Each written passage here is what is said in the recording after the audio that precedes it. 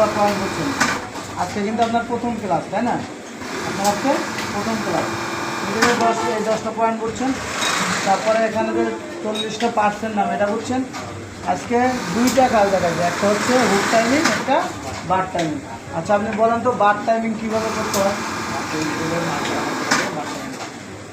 Needle বার সর্বোচ্চ down করতে হবে। ডাউন করার পরে স্কাপের উপরের অংশে হুকের মাথাটা থাকে, হুক তখন কিন্তু লুজ থাকে, হ্যাঁ।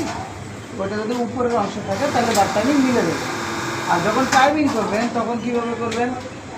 টাইমিং হাতের সাথে পুলি করে নিডেল বার সরঞ্জামে নামিয়ে, যখন উঠবে তখন সরঞ্জামে নামিয়ে হুকের স্কাপের উপরে থাকবে, এটা হচ্ছে বার টাইমিং। হ্যাঁ, আর যখন আপনি রোটারে হুক টাইমিং করবেন তখন হচ্ছে স্কাপের 3 ভাগের মাঝখানে যে ভাগটা আছে ওখান থেকে গেলে স্ট্যান্ডার্ড টাইমিং হবে। কথা বুঝতে পারছি? আর এখানে গ্যাপ থাকবে কত?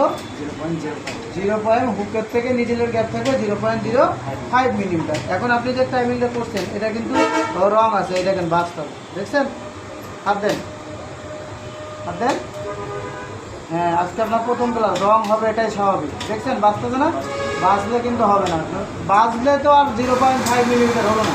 0.05 মিলিমিটার হইলে তো আর বাঁচবে না। বাঁচবে ওই গ্যাপটা কতটুকু বলছিলাম? No gap, no gap, no gap. তাহলে আপনার এখন বার টাইমিংটা ঠিক আছে, হুক টাইমিং কিন্তু রং আছে। এটা করে আবার আমাকে দেখাবেন।